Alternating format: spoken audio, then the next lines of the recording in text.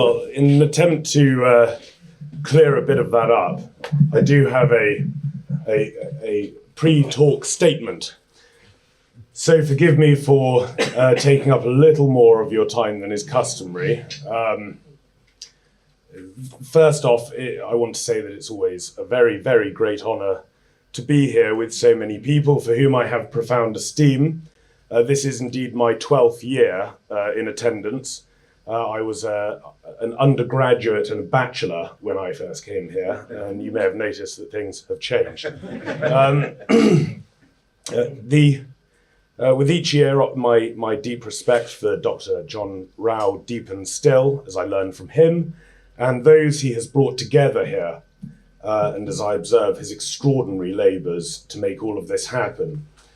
So I want to address something because I believe it's preferable to leaving it unaddressed, given that it's come up a few times in conversation since I arrived here.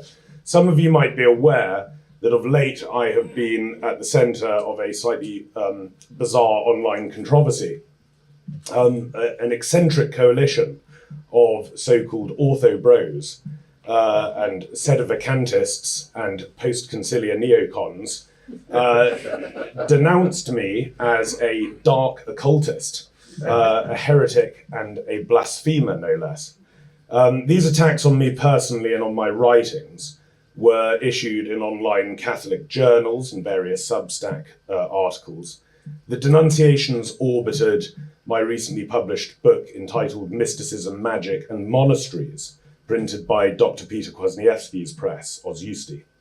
Now, all of my critics, bar one, had something in common. Not one of them had actually read the book that they criticised. Claims were repeatedly made about the contents of the book, for which you will find no evidence in the book. One especially unscrupulous, someone I can only describe as a bottom feeder, claimed, for example, that I argue that Christians ought to practice sorcery and call sacramentals talismans. Of course, I have written nothing of the kind in my book or elsewhere. Another claimed that I was an initiate in various secret occultic societies. Obviously, they can't be that secret if I'm such an initiate. Anyway, this is obviously untrue, unless, of course, the accuser is referring to the Roman Forum. The accusations and the calumnious attacks on me and on my writings were so extreme and so disconnected from reality that had the authors been on my side of the Atlantic, they likely would have been pressed to empty their bank accounts for defamation. Now, only one among my detractors seemed to have read at most a few sections of the book, and this individual proceeded to claim, either because of stupidity or malice, I don't know which, that the book advances arguments that are perfectly antithetical to the arguments found and conveyed with considerable clarity therein.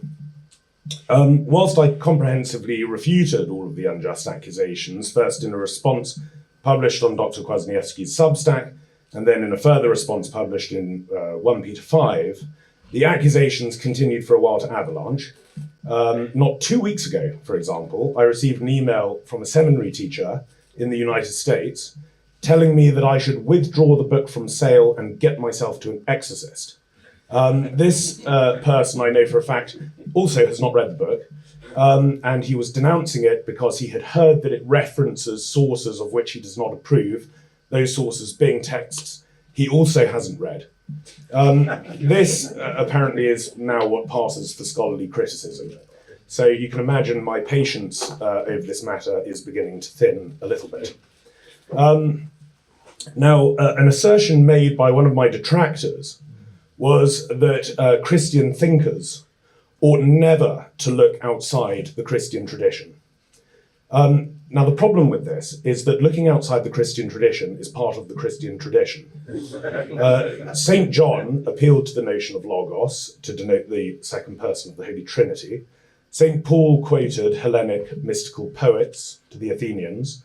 Clement of Alexandria synthesized Christian theology with Neoplatonic metaphysics.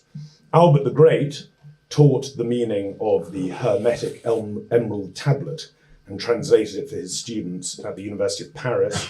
Thomas Aquinas consulted Aristotle and Proclus and Maimonides and Avicenna. Accordingly, this tradition of entering into a creative dialogue with sources outside the canon of Christian authorities, in my own work, I take seriously the example of those just named and others besides. And I always proceed at the service of Orthodox Catholicism. And so for that, I want to be clear, I make absolutely no apology whatever. And with that said, I'll get on to my talk. So my lecture is entitled The Woman and the Serpent, and the topic is the metaphysics of the diabolical. My lecture today attempts to address three key areas of Catholic theology, which, from the perspective of the philosophy of religion, seem to me somewhat underdeveloped. These areas of theology, two principally speculative and one predominantly practical, are our demonology, our Mariology, and our theology of stewardship.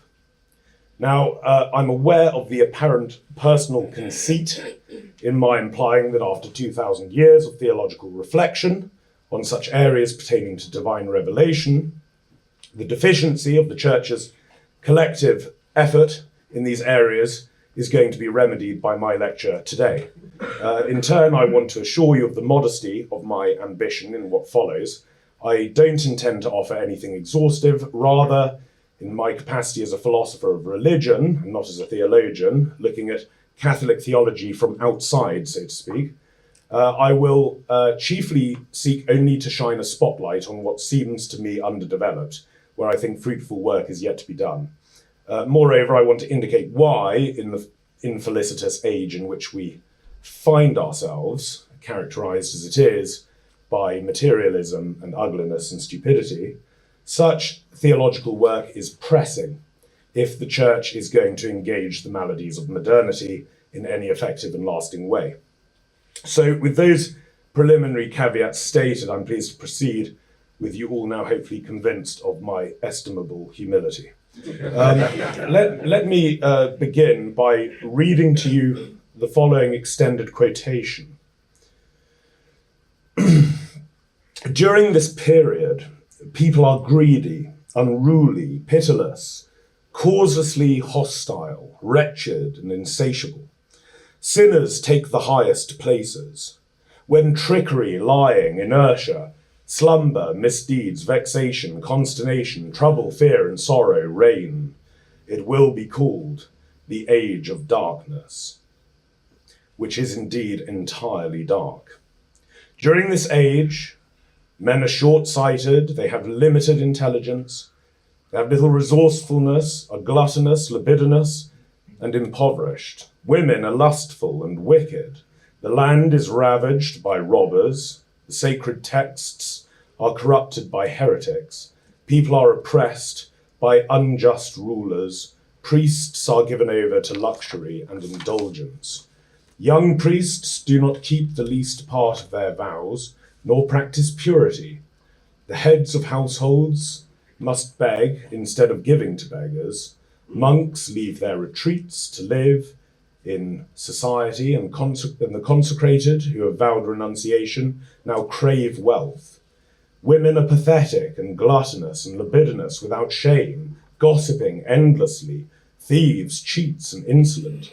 Trade will be in the hands of wretched merchants, hired liars. Their ill-reputed profession will be accepted beyond the bounds of necessity. In the age of darkness, wealth will, by its advantage, replace nobility of origin, virtue and merit in mankind. Right and rule will be settled by force. In marriage, they will seek only pleasure, preventing offspring. In business, only deceit. Persons of either sex will be sought only for enjoyment. The different social orders will be separated only by external signs, facilitating passage from one to the other. If a man is poor, his rights will not be respected. Knowledge will be replaced by verbiage. Poverty will be a sufficient cause for wickedness. Hypocrisy will suffice for repute of virtue.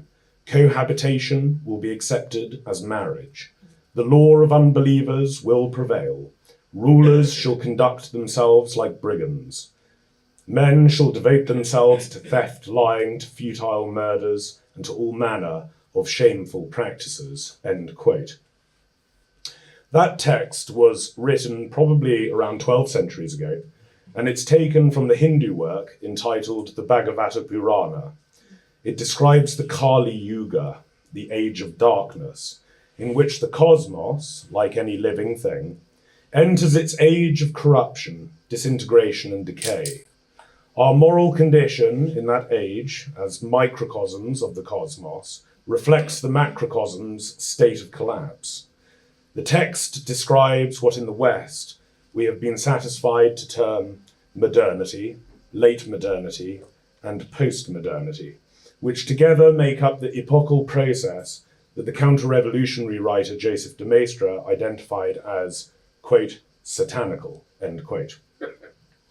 As I noted at the start, I believe we have in Christianity a still underdeveloped account of the satanic, an underdeveloped demonology, which thwarts our efforts to understand the age in which we live, the satanical age, or the Kali Yuga if you prefer, but I suspect you wouldn't. The stages of modernity, we can say, have together been that great experiment that accelerated during the 17th and 18th centuries and exploded in the so-called Age of Enlightenment. To free us from our past, our history, our corporate experience down the ages, that we might finally become fully and totally individuals. The political state was thus reimagined, not to be the natural community arranged by hierarchical pieties and regulative prudence, established to attain our common good, which I should stress it would only be able to do so following its baptism. Rather, the political state was judged a purely regulatory structure run by experts who could calculate and hence isolate and protect what is required by each atomized individual to undergo his or her journey of self-authorship, embarking on which being his or her most basic right. At the origins of modernity, it was unclear to many whether an individual's sense of self unfolded out of his immersion in community or was prior to his subsistence in community. But revolutionaries were certain that the latter was the case. In turn, all the unchosen social and cultural elements of cohesion had to be destroyed as the modern experiment itself required such destruction. Only after the destruction did we discover that the driving assumption was incorrect. So in late modernity, having eliminated the social webs in which our very sense of selfhood depended, we found that indeed we were not emancipated, we were to become our authentic selves, we were just confused and traumatized.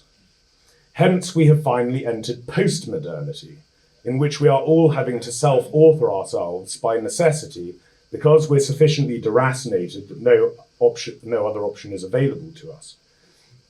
In post-modernity, those who still accept the standard modern view that individual freedom comes by emancipating oneself from one's own culture and tradition find themselves in the unhappy situation of having to rebel against an inheritance that's already been wiped away. Hence, all that is left to them is to be transgressive in ways hitherto unimagined or indeed unimaginable. The grotesque, tattooed, mutilated Gorgon with a contorted face and aggressive disposition, which is such a ubiquitous creature on the streets of the contemporary West, signifies a last push for the negative self-realization on which the modern project was founded. Indeed, those tattooed, blue-haired, mutilated Gorgons are actually already rather old-fashioned. Those who have identified the modern project as one built on an anthropological error are in a situation perhaps equally unhappy of having, in an act of postmodern self-authorship, to induct themselves back into a religious and cultural tradition from which their antecedents have severed them. They must claim their tradition without embodying any of the organic prejudices and habits that make that tradition genuinely accessible. We are forced then, in embracing our tradition, to yet always in some way see it from without, see it from outside. For a man born in the West to become a Western man, with all the Hellenic, Roman and Christian formation entailed by that, is thus formally little different to him choosing to become a Maasai tribesman. Consequently, whether you live as a transgressive or as a traditionalist or something in between, you do so by self-authorship alone. And this is the fundamental characteristic of the satanical age. Satan, Thomas Aquinas tells us, fell from the heights of the celestial realm because he discovered that his beatific communion with God would come not by virtue of his nature, but on account of a divine gift. Satan fell because he preferred to be self-authoring rather than the beneficiary of divine being. As Hildegard of Bingen puts it, quote, Satan lacks wholeness because he is scattered and he's divided. He wanted to be what he could not be, end quote. The importance of Hildegard's vision of Satan as divided will become evident as I proceed. In any case, I think we are satanical in a comparable way. We have cut ourselves off from the ministerial care of the Holy Ghost down the ages in our venture to become our own cause, and consequently we have found ourselves now in a void. A better word than satanical is diabolical, what's really going on, I submit, is a dividing, a diabolicalizing of matter from form. Our preference for being hidden and undisclosed inner selves rather than embodied persons, for being social media avatars rather than fellows in a pub, for virtual reality over reality, for online communities over neighborhoods, and our general privileging of ideology over prudence, technical expertise over experience, propositional assent in religion over sacramental transformation, all of these indicate a diabolicalizing and an opposing of the existential and the ideational, and a prioritizing of the latter to the detriment or even the destruction of the former.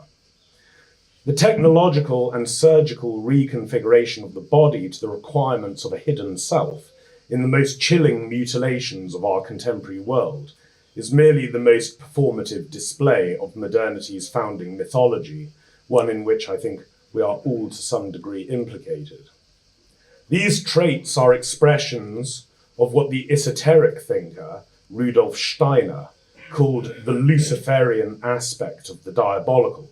Indeed, Steiner thought that the general Christian account of the Luciferian aspect of the diabolical was well developed, given that the Christian account tended to see satanic influence on human nature primarily as affecting the intellect by darkening it, man's reason by causing it to trick itself, and the inner senses like imagination and memory by rooting us in falsehoods or untrue assumptions. That is to say, according to Steiner, Christians have been correct to see that Satan influences us spiritually. But Steiner also thought that this was only one aspect of the Luciferian part. That there was also, Steiner claimed, the Ahrimanic aspect of the diabolical to consider. Now, you will likely know that Ahriman was the evil god of the material world within Manichaean doctrine. And from that prior history, Steiner drew the notion that there was an Ahrimanic aspect to the satanical, which rather than affecting us through the soul's powers and the inner senses, did so through our bodily senses and a kind of materialist rationalism that, according to him, was escalating in the modern age. The Ahrimanic is manifest in pornography, in the corruption of clothing or fashion, in pop music, in fast food, in the craving for extreme comfort and the inability to meet challenges, in the immediate arrival of goods on our front doorstep, and in the pursuit of unending titillation. Note, though, that each of these fixations on matter also entails an alienation from matter. Pornography masks what sex and intimacy actually are, as inordinate comfort abates the activity of the body, as fast food masks what food is, as constant sensory pleasure masks genuine enjoyment and tends to leave us weary and jaded. For good reason. Michel Foucault wrote in his diary as he was dying of AIDS in a Parisian flesh pot, quote, "Pleasure is hell," end quote. Now, take something as seemingly superficial as the vast quantities of sugar and artificial flavourings that modern man requires in his food.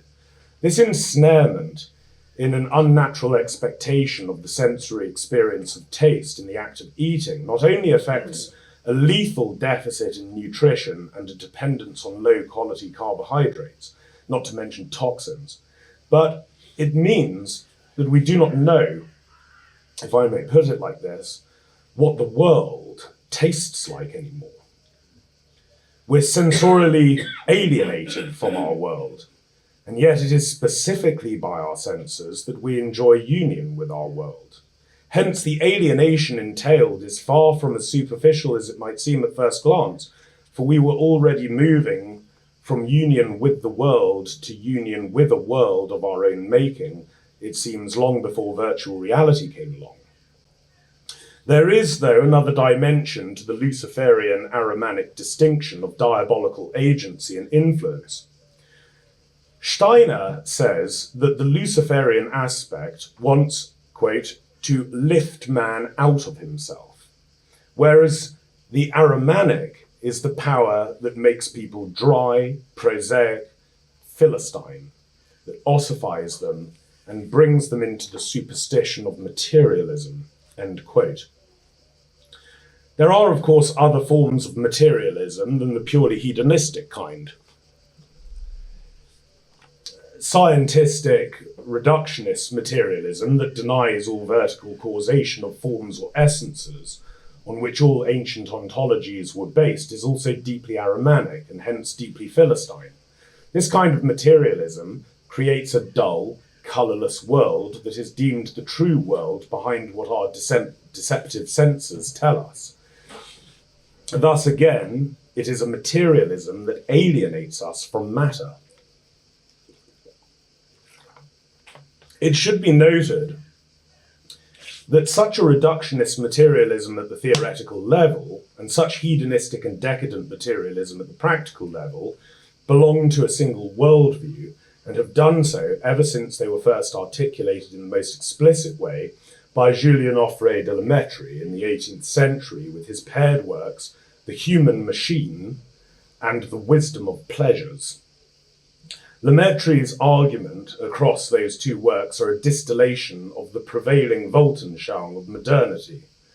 You are nothing but a formation of atoms and subatomic particle structures operating in a meaningless and purposeless void, in which the only sensible thing to do is seek pleasures. Again, we see here the two aspects of the diabolical, just as the Ahrimanic enslaves us in matter by a growing obsession with pleasure, expediency, and satiation that fetishizes new technologies as the means to our blissful sedation. So the Luciferian entangles us in the imagination and a sense that the self belongs to another world of our own making. Now, according to the Augustinian doctrine, original sin is passed down the generations of humanity carnally and corporeally. And the soul, which is made directly by God and without any imperfection, is only affected by original sin by way of its union with the concupiscent body. Aquinas tells us that this union is hylomorphic, with the soul being the formal cause of the material body, and hence actualizing the body out of the pure potency of materia prima. The moment the soul is created, it is tainted by the sinful flesh, with which it henceforth finds itself in a relation of struggle, as St. Paul argues in the 5th chapter of Galatians. Diabolical agency, we might therefore say, takes advantage of the ordinary estrangement of body and soul that exists by virtue of original sin, and it intensifies and accelerates that estrangement through bringing soul and body into ever-increasing conflict via Ahrimanic entanglement in matter and the Luciferian drawing of the soul away from its embodied existence. We humans are victims of this diabolical operation, and in the age in which we live, we are all to some degree polluted by it. We are condemned to oscillate chaotically and turbulently between sundered form and matter, mind and body, quality and quantity, spirit and world. Addiction to smartphone doom scrolling is perhaps the most innocent example. So-called transgender surgeries, or more accurately, the mutilation of unwell and vulnerable people, is perhaps the most ghoulish example. In any case, all such uniquely postmodern manifestations of human anti-culture have the marks of the twofold diabolical influence on man. Through this severance of form and matter, we find ourselves entrenched in the disembodied angelism of an inner spirit seeking emancipation from the material world, and yet entrenched in the materialist slavery to production, consumption, and appetited satiation. In short, we are trapped between two conditions, that of the ghost and that of the zombie, and either way the upshot is death. Now it seems to me that the two aspects of the diabolical, the Luciferian and the Ahrimanic, are the reason why Satan is depicted in both Holy Scripture and in our holy tradition as a serpent. The serpent is the only animal which, we might say, has no body. It is a creature composed only of head and tail. The Platonic metaxu, that is the integration of mind and earth contact that is our embodied condition, is not signified by the serpent. The serpent is a tail dragged through the mire and the slime of the world, and a head rising above that world into the ether of unanchored abstractions. Between these two lives of the serpent, there is nothing. In writing about the metaphysically correlative bond that exists between soul and body in man, Hildegard of Bingen states the following, quote, "The ancient serpent had such a hatred for that bond, because this very human creature, which had become so weighed down by its corporeality, was destined nevertheless by means of its rationality to raise itself up to the Godhead." End quote. As is observed by Hildegard, man is both pressed into the earth by his embodied existence, and yet enjoys a spiritual life by which he may live a mystical intimacy with his Creator, off from which Satan cut himself despite his incorporeal condition. Hence, human nature is a constant reminder to Satan that his existence is a never-ending failure. And in his spite and in his wrath, Satan responds by violently sundering man into two halves, one spiritual and one material. Now, I've used the word oscillating to describe the condition in which the twofold agency of the diabolical operates in our lives, but perhaps I should have said endlessly spinning or rotating. For as we become ever more enmeshed in both the Luciferian and the Ahrimanic influences, that is, as we become diabolicalized, divided within ourselves, we begin to devour ourselves. This, of course, is the opposite of the twofold effect of divine grace in our lives, which is the reintegration and elevation of our nature. Through diabolical agency, we become divided and then dragged down into a self-devouring condition. Again, mutilations and perversions celebrated by our contemporary society are only the most theatrical and performative expressions of such self-devouring, but the impulse runs all the way through our modern moral settlement. Hence, having been drawn into Satan's condition, he remakes us in his image, and we in turn imitate the serpent in his ancient form as Ouroboros, the snake eating its own tail. I have a footnote here, which I shan't read out so as to save time, but Hildegard has a wonderful image of Satan as Ouroboros, trapped in this void, going round and round, devouring himself. All modernity has been conformed to this image, and all modernity exists as one great Ouroboros. It's unclear, to me at least, how much tail is left.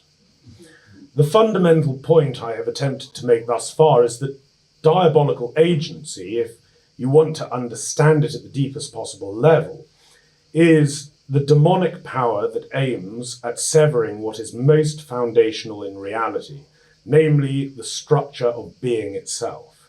Satan's hatred is for the bond of matter and spirit, a bond established by God to his glory. Obviously, matter and form are correlated metaphysical principles of reality as we encounter it through our senses, and thus Satan cannot directly sunder matter and form extramentally, but he can do so in us, that is, epistemically, and he can do so extramentally through us, a point to which I will come before long. The epistemic severance of what is foundational in being means that we can no longer encounter extramental reality, which is to say the world itself. In turn, our relatedness with the world is becoming severely warped. The English theologian and translator of the Philokalia, Philip Sherrard, put this observation in the following way, quote, "There are two factors that we have to grasp if we are to escape from the process of ignorance in which we are entrapped. The first is that how we perceive things depends crucially upon the state of our consciousness, and that the state of our consciousness depends upon the state of our being. This does not mean that the reality of things themselves varies according to the consciousness which perceives them, and still less that their existence is dependent upon their being perceived. It simply means that how they appear to us, the kind of reality we attribute to them, and whether we see them as they are, or as it were, through a distorting lens, have very little to do with the things themselves and very much to do with the quality of our being, the purity of our soul, and the level of our intelligence." Sherrard continues, "And this in its turn means that the way in which we see things may not correspond in the least to the reality of the things themselves. If our consciousness is dominated by a host of illusory ideas, then how we perceive things will be correspondingly illusory. And the fact that the great majority of mankind at a particular period may perceive things in a certain way does not in the least alter this. The mass of mankind may simply be enslaved to a particular set of delusions, and its perception will be conditioned accordingly." End quote. If you think about the implications of that, if it's true, it's terrifying. A theme running through Sherrard's works is that we are entrapped in ignorance because modernity has been a process of incrementally divorcing us from our own wisdom tradition. Sherrard, in the passage I just read, is referring to the classical correspondence theory of truth, namely that truth denotes not only the reality of being per se, as in metaphysical truth, but also that the term denotes the right relation between our minds and being, what we can call epistemological truth. The ancients believed that our enjoyment of epistemological truth was bound up with our moral rectitude and mental purification. In turn, the pursuit of truth was always, for them, intrinsically connected to ongoing personal transformation. The corollary of this understanding of truth apprehension is that the corruption of our nature, of which modernity has indeed been a most acute process, prevents us from encountering reality. Given that mind and being are correlated, just as the corruption of being hinders our judgment of truth, so our divorce from truth entails that at a very practical level, we proceed to corrupt being. The epistemic diabolicalizing of matter and form, which we see playing out in the process of modernity, late modernity, and postmodernity, is the one we also see playing out in the history of modern philosophy, reaching a certain crescendo in the anthropology of René Descartes. Now, of course, it is typical of our rationalistic age to suppose that modern culture is purely an effect of modern philosophy, and I'm wary of attributing too much causal power to ideas. It seems to me that events affect what we think just as much as the reverse, if not more. But modern philosophy does give us a certain abstract account of what is actually unfolding before us existentially and historically. Sherard writes elsewhere in another book of his the following, quote, "In order for modern science to come into existence, nature had to be regarded as an object divorced from all ontological roots or participation in the non-physical realm of the divine. What was known as formal causation disappears, and what is left is the purely mechanistic interpretation of matter, according to which matter contains in itself the efficient causes of its own observable processes." End quote. As Sherard notes, for the modern scientific worldview, what the philosopher Wolfgang Smith called vertical causation, that is, causation of a given form in its qualitative expressions, was rejected, and matter was seen as stuff, operating according to some kind of mechanistic metaphor. With the discovery of DNA, the structure of living beings could be accounted for, it was supposed, by reference to that one part of their material composition. What, though, accounted for that part of the material composition was deemed a question it was better not to ask. Why is all of this so worrying? The French philosopher Jean Morello puts it succinctly in the following passage, quote, "There was an abandonment in the 18th century of any reference to traditional philosophy, that is, to notions of form and matter, potency and act, essence and existence, and hence to God, the creator and ruler. This abandonment of these terms lies in the rejection of these metaphysical principles." And he continues, "But if we rejected them, it was because we were no longer able to perceive their truth. What occurs in the 18th century is an almost general diminution of the metaphysical capacities of the European intelligence. For these notions were previously accepted as rationally and intellectually obvious, provided that one apply one's mind to them, whatever the divergent interpretations given by philosophers and scholars." Morello concludes, "But, and probably because of the attention devoted exclusively to the mathematical reduction of the world, the light they brought was no longer accepted. In truth, we were no longer able to understand them. They were no more than empty words." End quote. Now, as Morello observes, by the 18th century, that is, by the time modernity was spilling out into the public square in revolution after revolution, the basic principles of reality had vanished from our intellectual purview. The Western mind shrank and could perceive only that which was reducible to measurement and quantity. All vertical metaphysics, and thus any intellectual, moral, and hence spiritual assent to God, disappeared.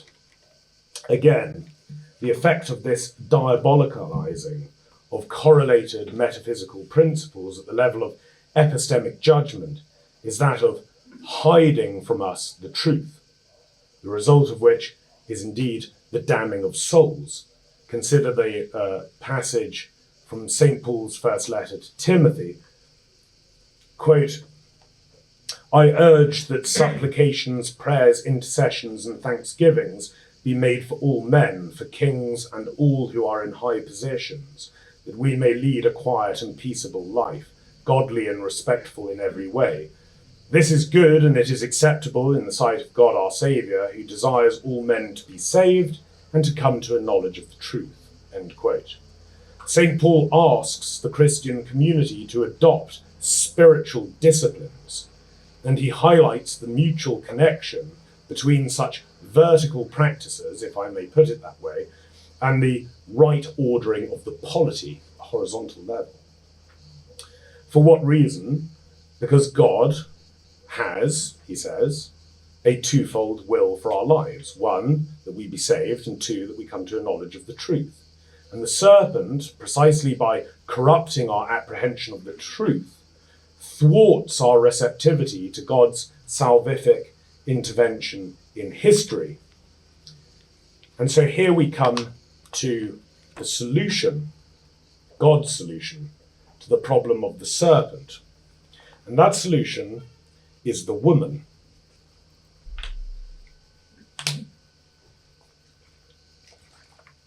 Excuse me. Speaking to the serpent in the book of Genesis, God says, quote, "I will put enmity between you and the woman, and between your seed and her seed." Note that the enmity is put there by God, by his choice of the woman as his solution to the serpent. What we have here are two cosmic principles, the woman and the serpent, understanding which is necessary for grasping the moral quality of creation and the realm of moral conflict in which we have found ourselves. One of my concerns regarding Mariology is that, as a sub-discipline of theology, it's become itself dichotomized, especially in the last few centuries. In preparation for this paper, I undertook a survey of Mariological writings, starting with Louis de Montfort and reading various thinkers de Garrigou-Lagrange in the 20th century, as well as some writings from the post-conciliar era, most of whom might be termed conservative theologians, present a view of Mary that's come to be called by some high Mariology, namely seeing Mary as wholly without sin or imperfection, reigning from heaven, queen over the angels, guiding the church, and occasionally appearing to seers on earth to perform miracles or convey messages. And on those attributes and aspects, much theology can indeed be done. What might be termed liberal theology concerning Mary has tended to prefer what's called low Mariology, viewing her as a humble Jewish mother who had to negotiate considerable challenges, observant of the law, struggling in relative poverty, especially when living in Egypt among her a people not her own, and more or less representing those familial experiences enjoyed by the child Jesus, to which many of us can to some degree relate. Now, these two emphases in Mariology clearly both represent one aspect of the truth about the Virgin, but together I suggest they still are not exhaustive of what's really important about her. What is at the heart of the mystery of Mary, I submit, is that she is the embodiment of the cosmic principle of woman to which Genesis alludes, which title our Lord gives to her twice when he begins his ministry at the wedding at Cana and when he completes his ministry upon the cross. Whilst this cosmic Mariology appears to be very underdeveloped in written theology, it is highly developed at the level of popular piety and the common mind of the church, that is, at the level of the implicit theology of the sensus fidelium. The upsurge of Marian devotion in the medieval period was deeply connected with the rise of Gothic architecture, which was an architectural form that achieved a harmony with the natural world hitherto unseen. Like great rock formations that had spontaneously erupted out of the earth in our planet's attempt to reach the heavens, these huge structures, repeatedly consecrated to the Virgin, were adorned in stone with vines and creepers, with ceilings covered in stars and the dancing of the spheres. The personification of what Hildegard of Bingen called viriditas, or the divine greenness, namely the green man of medieval folklore, was found hiding in the masonwork of the vaults, looking down on the nave of Our Lady's churches. On pilgrimage, she was found in grottos, enfolded in the earth itself. Insects and plants, from the ladybirds to the marigolds, were named after her. She was given titles like Our Lady of the Fields, Our Lady of the Snow, and my personal favourite, Our Lady of the Hunt. And the month of natural rebirth, the month of May, was named her month. Lilies, roses, ferns, ivy, irises, pears, almonds, and so many more gifts of nature were associated with her presence.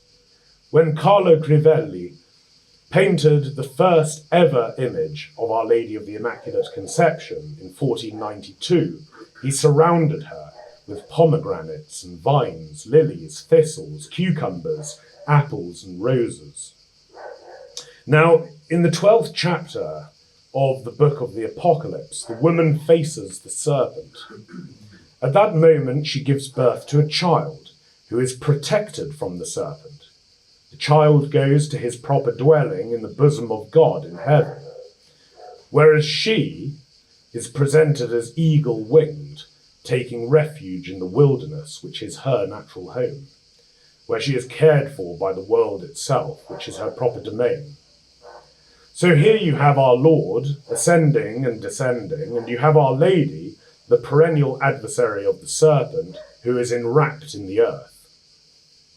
This complementarity of heaven and earth in our Lord and Our Lady flows naturally from the mystery of the Incarnation.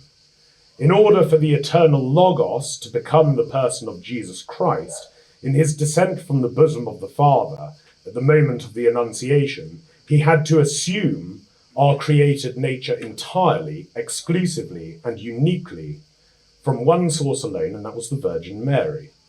By so doing, he simultaneously assumed into his divine personhood all in creation that he sought to redeem.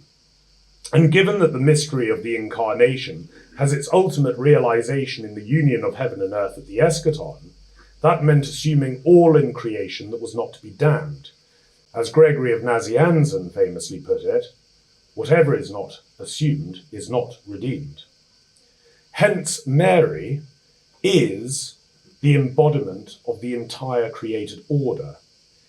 In a very qualified sense, and I think I would probably caution against using this terminology too freely, but I want to hammer home the point.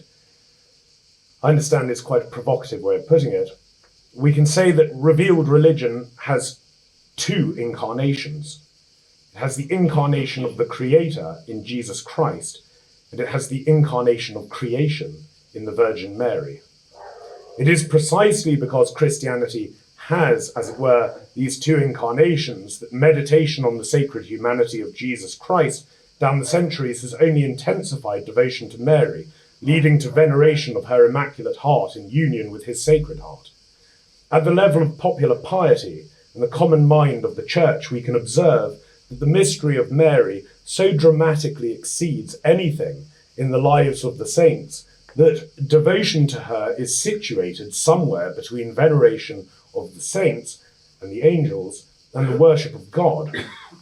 Consequently, theologians have by necessity established a category unique to her cult, namely hyperdulia, the category of devotion that sits somewhere between the dulia of devotion to saints and angels and the latria of devotion to God. I submit remains somewhat opaque without the sort of cosmic Mariology that I'm attempting to sketch here. When the pagans intuited that the cosmos was feminine and called its personification the Magna Mater, the Great Mother, when old folk stories of the European peoples referred to the universe as God's own queen consort, when the Old Testament referred to the divine wisdom woven into the created order only with feminine pronouns, these were all conveying that the cosmos relates to a Father God as a spouse and as our mother. Even in calling the world material, we are reminded that we are addressing the maternal principle, matter and mother having as they do the same etymological root. It's been speculated by the philosopher Jean Hannay, as well as others, that devotion to the Black Madonnas of Europe, like at Chartres or Rocamadour, for example, has its origin in the ancient notion that matter is actuated only in the reception of substantial forms, and thus matter per se is identified as pure potency. As matter is unable to be realized or actuated except in the reception of substantial form, which is identified with intelligibility or logos, so darkness is not some thing in its own right, but a mere absence of light. Mary is black because she is what she is only by receiving everything from the light of the world. The Black Madonnas, then, are images of Mary as materia prima, the cosmic magna mater, the incarnation of creation, the world that is actuated by the reception of created essences that have their archetypes in the divine mind as the logoi of the eternal logos.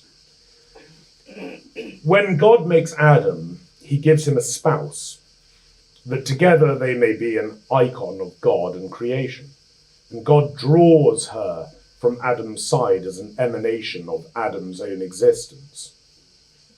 Just as Eve represented the whole created order when she sinned and wove disobedience into the entire fabric of the cosmos in what we call the fall, so Mary, the new Eve, as she's been called since the earlier centuries of the Church, represented the whole of creation when she gave her fiat before the archangel. But Mary did not stand before the Creator in the same way as Eve did, as a mere moral representative of the cosmos, as its ontological summit. Rather, Mary did so as the created order's embodiment, which is why she was able to offer the whole of creation to the Logos, so that he could take possession of it for its redemption. And she could only do this because she was, and she is, immaculate. She is the cosmos unfallen. This is why I don't want to shy away, in this lecture at least, and albeit in a very qualified sense, from saying that our holy religion has two incarnations that are completely codependent. The incarnation of the Lord could only happen because the divine Logos could assume from Mary the world untainted, and Mary could only offer in herself the whole world untainted because she was the beneficiary of his sacrifice on Calvary, operating retroactively and yet before the event. In St. Bernard of Clairvaux's famous sermon on the Annunciation, he calls out to Our Lady, quote, "This is what the whole earth waits for, prostrate at your feet," end quote. For as Mary meditated on all that was entailed by the angel's request, so the whole cosmos meditated with her. We have then two cosmic principles, the serpent and the woman, and they are in perfect enmity. The serpent establishes discord and the dividing or diabolicalizing of all that naturally belongs together, and his purpose is death. He was, as our Lord says, quote, "a murderer from the beginning, and he has nothing to do with the truth," end quote. The woman renews all things in herself. She is nature untainted and perfected in entirety by grace, full of grace, as the angel calls her, and her purpose is new life, and she herself cannot die. Death, the metaphysical sundering of matter and form, entered the world by way of sin. Conversely, Mary is the perfect integration of the perfect integration and union of matter and form, and hence the serpent has no claim or power over her. In turn, she prefigures in her being the union of heaven and earth, the eschaton, and it follows that at the final consummation of the world, all created reality, renewed at the wedding feast of the Lamb, will be inherently Marian. That is why she stands at the end of time with the moon under her feet and a diadem of stars over her head, because the whole cosmos is manifest in her.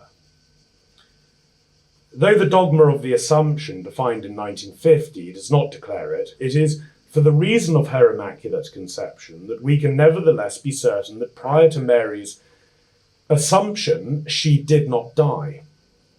In passing, it's worth noting that the Dormition of Mary is a mystery very treasured in the Christian East by those who typically don't accept the doctrine of the Immaculate Conception, deeming it to depend upon a Latin or worse Augustinian account of original sin. But the Dormition, or the sleeping, of Mary, which entails a denial that she ever died, actually only makes any sense in the light of the Immaculate Conception. That is, the doctrine that sin, and thus death, had and has no claim on her. Now, I intimated earlier that much modern philosophy presents the way in which the serpent has wanted us to see the world from time immemorial. Through the Luciferian and Ahrimanic aspects of diabolical influence, he has severed matter and form in our apprehension of the world, and thus remade the world before us as a dead thing. He has, as it were, murdered the world, which he hates because it is inextricably bound up with the mission of his adversary, the woman. It is almost as if so much modern philosophy is seeking the perfect antithesis of what the Christian vision of creation offers us. If the philosophical legacy of modernity is largely doing what I accuse it of doing, then we ought not to be surprised that Francis Bacon, for example, repeatedly refers to nature as a common harlot, whom, he writes, we are called upon for the sake of progress to rape over and over. Those are his words. The modern age, which I have defined elsewhere as sacrilege by establishment, of course will call the realm of the Blessed Virgin a prostitute. By recentering Marian theology on the kind of cosmic Mariology that I've been advocating, I think theology can begin to overcome the types of religious sentimentalism that seem to orbit respective preferences for low or high Mariology, and indeed begin to overcome that dichotomy altogether. Moreover, I think theology in the area of Mariology can also begin to overcome a certain inordinate reliance on private revelations and give a more prominent place to both the scriptural and the metaphysical bases for devotion to Mary. Besides those advantages, I think that as post-modernity continues to accelerate into an ever-intensifying demonic ascendancy, the mission of Mary in our lives, in the lives of Christians, as the adversary of the serpent, will have to be taken much more seriously. I also believe that the cosmic Mariology that I've been defending thus far has important consequences for developing what seems to me a very gravely underdeveloped area of theology, namely the theology of stewardship, and it's to this that I'm going to now turn before closing. As time rolls on, I'm ever more convinced that one of the greatest tricks of the devil has been that of presenting the care for our world as a progressivist issue. It seems obvious that care for our world is naturally a conservative issue according to the most basic term of the meaning of the term conservative, namely how to conserve or restore health to a complex ecological realm and the innumerable sub-realms that are otherwise under threat from a growing exploitative, consumerist, mechanistic, desacralizing and uglifying approach to our common home. Traditionally minded people, by conceding that ecological ethics is the proper domain of progressives, have largely vacated the entire debate about caring for our world and in turn have become victims of the terrible solutions to very real problems offered by their political, social and moral opponents. Fortunately, more traditionally minded people are beginning to see that leaving the future health of our common home in the hands of atheists is a grave mistake. The philosopher Daria Platonova Dugina, the murdered daughter of Alexander Dugin, wrote of an emergent new right. These new conservative movements, she suggested, would be based far less on market-based and rights-based ideology and much more on reinduction, the reinduction of its advocates into tradition, broadly conceived. She wrote the following, quote, "The new right has put the topic of ecology at the center of attention. Continuing and developing the idea of a deep ecology, the new right proclaims the need to construct an ecological philosophy beyond the context of capitalism. The superficial ecology that liberalism promotes sees nature exclusively as a resource, and the main task of this ecology, of a universalist bent, is to extract as much profit as possible out of finite natural resources. Conserving nature is necessary only in order for nature to yield more resources. Such an approach is unacceptable to the New Right. The deep ecology movement has pointed to how indigenous peoples do not exploit their surrounding environment and instead preserve a stable society over the course of millennia. The agenda of deep ecologists, and the New Right following them, points to the danger of megalopolises as gigantic spaces of depersonified cities, and in the New Right's opinion, every city should bear its own uniqueness. Universal containers and faceless cages destroy the human being and they destroy nature, end quote. Now, Duginer's New Rightism is not dissimilar to the post-liberalism developing among intellectual commentators in the West. And if you can ignore the unfortunate crypto-Rousseauism in that passage, what Duginer is saying, if I were to translate it into my own idiom, is that the epistemic diabolicalizing of matter and form entails that our inner selves, which are judged to have no essential connection to the material world, only an accidental connection with it, must be divorced from the world as much as is achievable. Such a divorce is deemed proper to the nature of the inner self, thus herding us into urban pens where we don't move, but everything is brought to us, as our very movement about in the world is itself evil according to the moral paradigm of the carbon footprint, is the only solution to our finding ourselves in a material world with which we have nothing to do and which has nothing to do with us. We then, according to the Luciferian and the Aramanic poles, oscillate between flight from the world into urban grids, where we can exist vicariously through online lives, and obsession over the world, seen only as a resource that may run out before our technologies can move us on to the next potential reserve. The economist E.F. Schumacher put the problem in the following way, quote, "Is man the master of nature or its child? If it becomes economical to synthesize food from inorganic materials, which is likely to happen sooner or later, if we become independent from plants, the connection between topsoil and civilization will be broken. Such questions suggest that the proper use of land poses not a technical or an economical, but primarily a metaphysical problem," end quote. Now, of course, it is true that there is a biblical instruction for man to dominate nature, but to do so as a gardener, not as a plunderer. He is meant to bring nature to a condition of flourishing and to flourish himself in the process.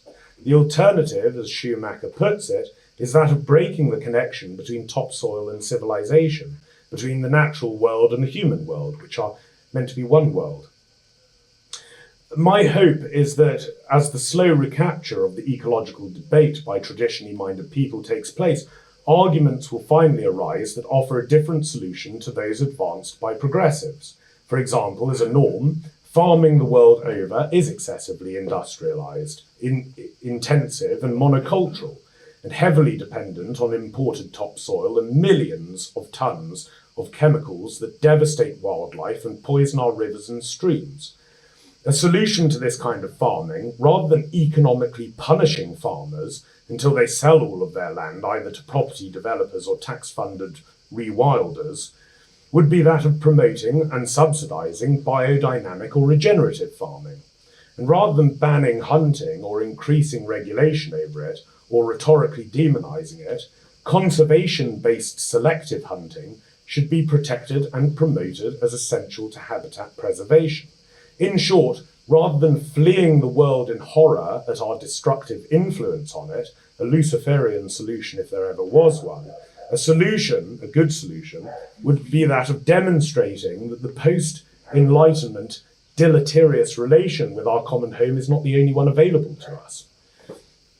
Among the faithful of the Church, this means developing the hitherto very underdeveloped theology of stewardship. First, it means liberating ourselves from the notion of the environment, a francophone and frankly diabolical word, which means the stuff with which we're surrounded. And in its place, we need to retrieve the notion of nature, the created reality with which we ourselves are contiguous, and which has an ultimate telos, which is the glorification of its creator. Indeed, it is precisely because modernity does not deem us to be coextensive and contiguous with the rest of creation that it's judged reasonable on the post-Enlightenment model to drive a chasm between man and the rest of nature. If another model isn't offered, soon we will only visit our common home on occasions permitted by our technocratic overlords, as if the world were a huge museum whose contents are as severed from us as all history is from modernity. In his essay entitled The Three Temptations, the English philosopher and ecologist Jeremy Nadler describes the abominable experiments that corporate-sponsored scientists are currently conducting on both plants and animals. These include the breeding of specially designed mice that daily grow new cancerous tumours, featherless chickens with a third breast so that they never need to be plucked and 3 fillets may be taken from them, and dairy cows that can produce human breast milk.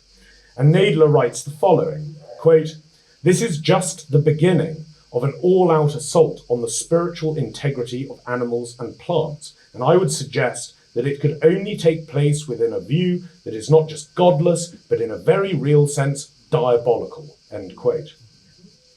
And what we're witnessing across all domains is diabolical, because it is the Ahrimanic corruption of matter as matter is manipulated into being in opposition to the form to which it belongs, resulting in an abomination to which only Luciferian solutions are now being offered. Hence, the epistemic diabolicalizing of matter and form is reflected extramentally in the world as a concrete process. And where is the Church's voice? In this regard, Pope Francis's encyclical, Laudato Si, struck me as a tremendous own goal. As was so typical of his papacy, he gave with one hand and he took away with the other.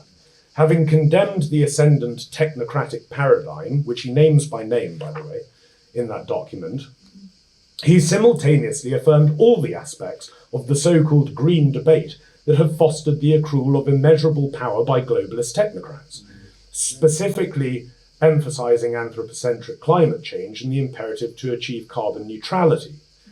The antidotes offered by atheists and progressives to our destruction of the world will only accelerate its destruction.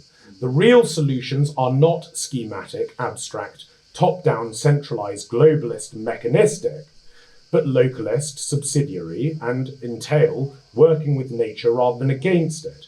You know, I've seen this in Africa. In the semi-arid desert of the Great Karoo, there selective hunting is key to the protection of the animals and their habitats, and hunting experiences are sold to recreational hunters to raise revenue for land purchase to expand maintainable habitat. And regenerative livestock farming is used in the same areas to renew the topsoil, healing a once extremely depleted landscape. It's not so-called environmentalism that is achieving this, but everyday on-the-ground farming. As one farmer out there said to me, "I'm primarily driven by the desire to hand on to my son a landscape that's healthier and more beautiful than the one I found here," end quote. The once universally celebrated countryside of England is fast becoming a cautionary tale for other countries. Farmers are discouraged by the government from ploughing because turning the earth releases carbon into the atmosphere. Instead, they must drill their crops, but doing so leaves the weeds intact, which ploughing would eliminate. And so farmers are forced to spray their fields with vast amounts of herbicides as well as fungicides and pesticides. These toxins devastate the topsoil, and during rainfall, the runoff poisons our rivers, which partly explains the ongoing decline of our freshwater fish and waterfowl. And that's before we even mention the 4 million hours of raw sewage that's dumped into British rivers and streams every year. 75% of our rivers are now judged to be so toxic that swimming in them or drinking from them is deemed lethal to humans. And of course, all of these pollutants also poison our food, making us weak and sick, increasing inflammation and undermining our immune systems, landing us with chronic diseases. The top-down persecution of hunting in England and elsewhere in the British Isles has disincentivized farmers from protecting habitats on their land, and once respected quarry species are now deemed mere agricultural pests. Hares are killed on sight, the urban fox will soon outnumber the rural fox, bovine TB is spreading among the red deer herds of the West Country. From all of these terrible outcomes, hunting was the primary protection. Partly as a result of disincentivizing landowners to protect habitats, in the past 80 years, 50% of our ancient woodlands have vanished. And that trajectory is accelerating. This problem has been exacerbated now due to urban sprawl as chaotic immigrant populations take over the built-up centres, causing native populations to flee towns and cities for rural refuges. Our ecologically unique isles, and with their drastically diverse landscapes and delicate microclimates, are becoming a desolate wasteland. You don't need to be an enthusiast for Greta Thunberg to be alarmed by this. If we really take creation's primary purpose seriously, namely that of glorifying the Creator, our poisoning, corrupting, and uglifying of creation should disturb us all. Prior to the so-called Reformation, Christians had always believed that both the books of nature and of Holy Writ revealed God to us. The Protestant revolt was the first great moment in our Western history to produce the notion that there was only one book of Revelation and not two.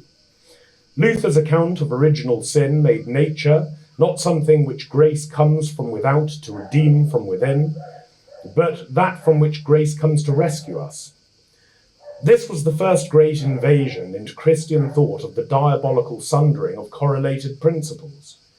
Downstream from this revolution within Western thought, Bacon and Descartes gave us the complementary accounts of nature as a dead thing to be exploited and utilized, and the inner self as something with no essential relation with the outer world of lifeless stuff.